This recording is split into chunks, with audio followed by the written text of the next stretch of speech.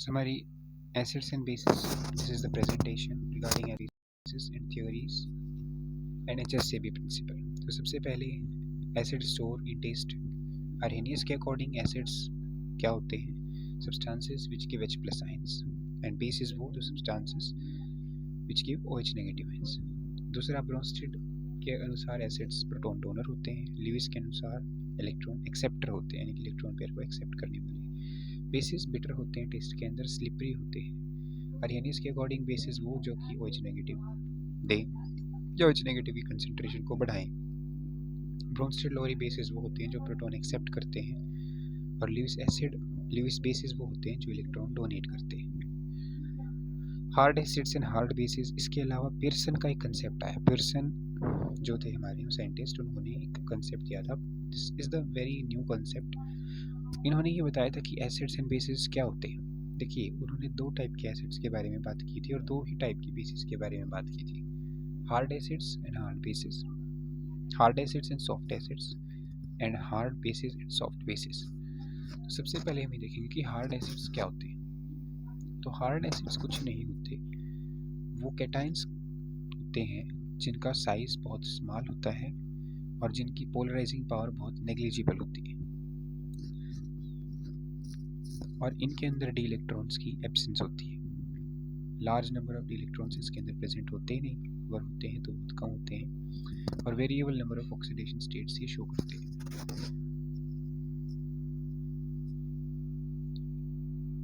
इसके अलावा soft acids होते हैं having cations of larger size, cations having zero और लो ऑक्सीडेशन स्टेट्स. दूसरा, soft acids have very large values of valence electrons with nearly full d electron.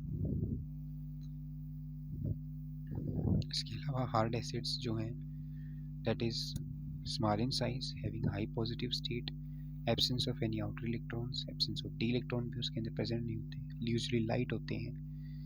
और Lewis acids which are not easily polarizable prefer to coordinate with hard.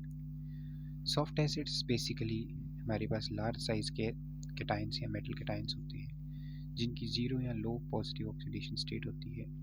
Presence of several excitable valence electrons with nearly full D electrons and mostly heavy metal ions known as Lewis acids and easily polarised. Prefer to coordinate with soft bases. Characteristics क्या है hard acids की? 4 characteristics हैं. एक तो low polarizability, high positive charge, small size और easily oxidizable नहीं होती है. हार्ड बेसिस की क्या कैरेक्टरिस्टिक्स हैं? Low polarizability, spreading donor orbital, high electronegativity और इजीली ऑक्सीडाइज हो सकते हैं. सॉफ्ट एसिड्स की क्या होती है कैरेक्टरिस्टिक्स? जैसे कि high polarisability, low positive charge, large size and easily oxidised. Soft bases, high polarizability, diffusing donor orbital, low electronegativity and easily oxidizable ions. फिर पियर्सन ने एक और कंसेप्ट दिया जिसको उन्होंने HSAB क्लासिफिकेशन, उन्होंने क्लासिफिकेशन दी जिसमें उन्होंने कुछ एसिड्स को हार्ड की कैटेगरी में और कुछ को बॉर्डर लाइन और कुछ को सॉफ्ट एसिड्स की कैटेगरी में. ऐसे ही सिमिलरली बेसिस को भी उसने हार्ड की, बॉर्डर लाइन की और सॉफ्ट की कैटेगरी में रखा है. पियर्सन का ही HSAB प्रिंसिपल भी होता है, that says कि hard acids prefer to bond with hard bases और soft acids prefer to bond with soft bases. जैसे कि suppose this is our reaction जिसमें हमारे पास जनरली स्ट्रॉन्ग एसिड्स जो हैं वो बेसिकली तीन या चार टाइप के होते हैं. जैसे NOFCl, ये हमारे ऐसे एलिमेंट्स जिनके अंदर सपोज अगर स्ट्रॉन्ग कोई एसिड है तो अगर उसके अंदर ये 4 एलिमेंट प्रेजेंट है तो वो एसिड स्ट्रॉन्ग है, अदरवाइज वो एसिड वीक की कैटेगरी में आता है. स्टेबिलिटी ऑफ अ कॉम्प्लेक्स, इसकी कुछ एप्लीकेशंस हैं. HSAB प्रिंसिपल की कुछ एप्लीकेशंस हैं. जैसे कि फर्स्ट, एक तो ये स्टेबिलिटी को डिफाइन करने के लिए काम आता है. जैसे सपोज एक रिएक्शन है हमारे पास AgI2 नेगेटिव बनने की और AgF2 नेगेटिव बनने की. सो फर्स्ट रिएक्शन में Ag प्लस जो कि एक स्ट्रॉन्ग सॉफ्ट एसिड है वो एक iodide that is soft base उसके साथ कंबाइन करके एक स्टेबल कॉम्प्लेक्स बना रहा है AgI2। सेकेंड रिएक्शन में Ag प्लस जो कि एक सॉफ्ट एसिड है वो हार्ड बेस के साथ में कंबाइन करके AgF2 नेगेटिव दैट इज एक अनस्टेबल कॉम्प्लेक्स बना रहा है। सो ये AgI2 स्टेबल इसीलिए है बिकॉज ये एक सॉफ्ट इंटरेक्शन से बना है। AgF2 स्टेबल इसीलिए बिकॉज ये एक हार्ड सॉफ्ट इंटरेक्शन से बना है। ऐसे ही कॉरस्पॉन्डिंग कॉम्प्लेक्स COF63 नेगेटिव ये मोर स्टेबल है बिकॉज अगेन ये हार्ड एसिड और हार्ड बेस इंटरेक्शन से बना है। और COI6 में कोबाल्ट जो है this is hard acid but iodide एक सॉफ्ट बेस है सो ये एक hard acid soft base interaction का प्रोडक्ट है that is unstable. Second prediction of coordination in complexes कि भी किस कॉम्प्लेक्स में कौन सा कोऑर्डिनेशन कौन कोऑर्डिनेट कर सकता है।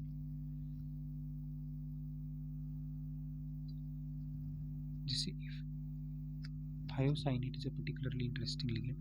It is an ambidentate and can bind to metalline through sulfur or nitrogen. Obviously, it prefers to bind to soft metallions through sulfur and to hard metallions through nitrogen. This can be seen in the structure of AuSCN2. अगर hard कोई acid है तो वो nitrogen की तरफ से binding करेगा, अगर कोई सॉफ्ट एसिड है तो वो sulphur that is soft and की तरफ से बाइंडिंग करेगा।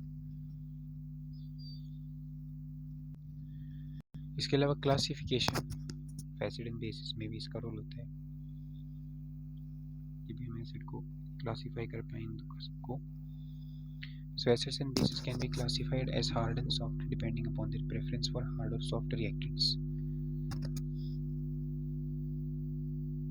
अगर कोई बेस उसको हम क्लासिफाई करेंगे अगर वो हार्ड है स्ट्रॉन्ग है तो वो किस बेस पे करेंगे कि वो रिएक्शन की डायरेक्शन को किस तरह से शिफ्ट कर रहे हैं। अब H plus and CH3HG plus ये दो टाइप के एसिड हैं तो अगर B सॉफ्ट हुआ B is a soft acid तो ये रिएक्शन किसकी तरफ शिफ्ट होएगी राइट की तरफ।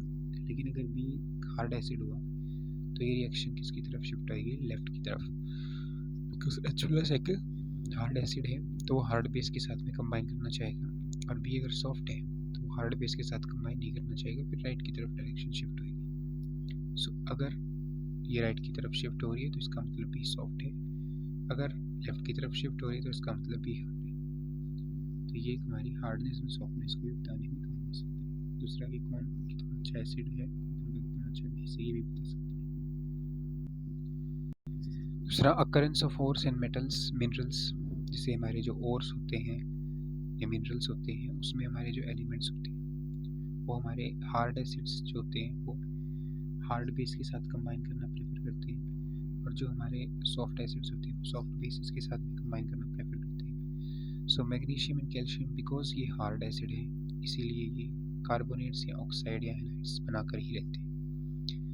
और जो हमारे और एलिमेंट्स हैं जैसे कि सिल्वर है Hg+2 कैडमियम है या और है इनके सब के हमारे पास सॉफ्ट बेसिस से इंटरेक्शन करके ये हमारे पास इनके सल्फाइड्स ज़्यादा मिलते हैं। Poisoning of metal catalysts because हमारे पास निकल प्लेटिनम पैलेडियम कुछ मेटल्स ऐसे होते हैं जो कि सॉफ्ट कैटेगरी के होते हैं। अब ये सॉफ्ट मेटल्स कुछ हमारे सॉफ्ट लिगेंड्स जो होते हैं उनसे कंबाइन करते हैं जैसे कार्बन मोनोऑक्साइड ओलिफिन्स फॉस्फोरस या आर्सेनिक कंपाउंड्स जैसे कि PR3 ट्राइलकाइल फॉस्फीन या ट्राइराइल फॉस्फीन इस तरह के कंपाउंड्स हमारे उनसे ये इंटरेक्शन शो करते हैं और उनके साथ में कंबाइन कर लेते हैं, कंबाइन करके उनको इनएक्टिवेट कर देते हैं। सो इसी को हम बोलते हैं पॉइजनिंग, मेटल कैटलिस्ट की पॉइजनिंग हो जाना। But these soft acid catalysts are not affected by hard bases or hard ligands containing NOFCl. NOFCl का कोई इनके ऊपर इफेक्ट नहीं पड़ता। कुछ थ्योरीज भी हमारी दी गई थी जो इसको एक्सप्लेन करती थी हार्डनेस एंड सॉफ्टनेस को, तो कैसे करती थी। सबसे पहली first theory that was given by Mulliken pi bonding theory and शेट to explain soft interaction on the basis of pi bonding. Soft acids have low oxidation state and have a large number of d electrons. Thus they have a strong tendency to form pi bonds. क्योंकि लो oxidation state है, large number of D electrons हैं, इसलिए they have a strong tendency to form pi bonds with soft bases, which are also good pi bonding ligands. Polarization soft base also favors pi bonding. So ये soft being a soft acids, they have a strong tendency to form pi bonds with soft base, which are also good pi bonding ligands. Electrostatic interactions. According to this theory, ionic bond formed by interaction of hard acid and hard bases. Hard interaction purely ionic होती है या फिर electrostatic भी हम इनको बोल सकते हैं. Electrostatic force of attraction between two oppositely charge inversely proportional होती है इंटरन्यूक्लियर डिस्टेंस की. तो जितना इंटरन्यूक्लियर डिस्टेंस कम उतनी हमारी जो एनर्जी होती है बॉन्ड की दैट इज़ कंपेरेटिवली हाई. जितनी आयंस हमारे पास आते हैं उनमें जो हमारी आयंस की जो साइज होती है internuclear distance that is less. तो लेस साइज होने की वजह से electrostatic energy is high and compound will not easily break, so it will have a large electrostatic energy और कंसिक्वेंटली कंपाउंड जो है वो स्टेबल होगा. इसके बाद polarising power and polarisability. So covalent bond जो है that is formed by the interaction of soft acids and soft bases. Because soft acid and soft basis have large size, इसीलिए covalent bond easily बन जाता है. Polarisation effects are there important to explain their interactions. तो polarisation जो के time ज़्यादा करेगा किसका कर सकता है जो कि इजीली पोलराइजेबल हो. तो इजीली पोलराइजेबल होते हैं हमारे बिगर साइज आयंस, तो उनके साथ में कंबाइन करना ही प्रेफर करते हैं. Electronegativity and hardness and softness. Species जिनकी हाई इलेक्ट्रोनेगेटिविटी होती है that are hard. Species having low electronegativity are soft.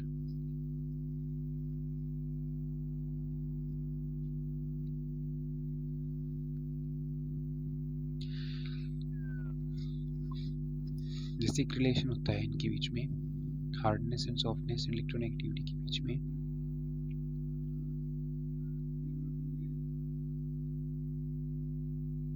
CF3 है, इसमें 3 हमारे पास फ्लोरीन लिगेंड्स अटैच्ड है और 3 फ्लोरीन लिगेंड्स अटैच होने के कारण CF3 मॉलिक्यूल एक हार्ड स्पीसी की तरह बिहेव कर रहे हैं.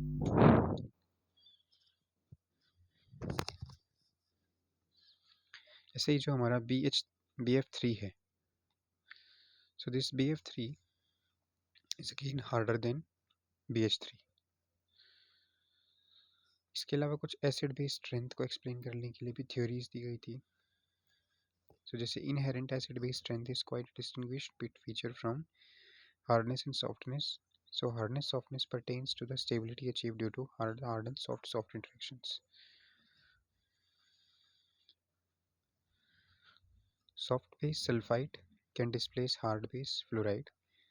जिस सल्फाइड प्लस HF की रिएक्शन हुई तो सल्फाइड जो है एक सॉफ्ट बेस है. अब सॉफ्ट बेस होने के कारण ये हार्ड बेस को डिस्प्लेस कर सकता है NHSO3 नेगेटिव. बट इसकी लिमिटेशन ये थी कि ये रिएक्शन पॉसिबल नहीं है हमारी with respect to HSAB principle. So this is another limitation of HSAB principle. दूसरा, when both strength of acid and bases and hardness softness are not significantly different, तब HSAB principle ओवी होता है. हम HSAB principle को तभी लगा पाते हैं जब दोनों की हार्डनेस एंड सॉफ्टनेस में कुछ अंतर ना हो. अगर अंतर है तो हम उसको नहीं लगा सकते. कुछ लिमिटेशंस थी. एक तो ये जो कॉन्सेप्ट है दैट इज़ वेरी जनरल और क्वांटिटेटिव एस्पेक्ट्स पे नहीं चलता. It has no direct quantitative scale of acid base strength. Acid base strength की कोई क्वांटिटेटिव मेजरमेंट यहाँ पर तो कोई कही नहीं है. यहाँ पे तो सिर्फ क्वालिटेटिवली बता दिया कि ये कंप्लीट ये एसिड है ये बेस है. कोई प्रूफ नहीं है वैलिड जस्ट जो इसको एक्सप्लेन कर पाए. Inherent acid base strengths are not accounted for. जैसे कि हमारे पास 2 आयंस हैं हाइड्रोक्सिल एंड फ्लोराइड, दोनों ही हार्ड एसिड्स हैं, दोनों ही हार्ड बेसिस हैं. पर जब हम एक्चुअली बेसिक स्ट्रेंथ की बात करते हैं तो OH negative 10 to the power 13 times stronger होता है देन फ्लोराइड. 10 की पावर 13 गुना अच्छा बेस होता है हाइड्रोक्सिल आयन देन फ्लोराइड। इसीलिए आप ये बोल रहे हो अकॉर्डिंग टू HSAB दोनों सेम है, यानी कि HSAB प्रिंसिपल ने दोनों को सेम ही स्टेप के ऊपर सेम ही लेवल के ऊपर लाके खड़ा कर दिया, जबकि दोनों में तो बेसिसिटी में काफ़ी डिफरेंस है, दोनों की बेसिसिटी में दिन रात का अंतर है। दूसरा ये रिएक्शन जो CH3 plus H2 CH4 plus H plus, this reaction is not feasible according to HSAB theory, but हालांकि ये रिएक्शन होने में कोई प्रॉब्लम हमें दिख नहीं रही, because this reaction is complete with respect to all things. इसके बाद एक फाइनल हमारे पास आता है symbiosis concept. So symbiosis concept ये बोलता है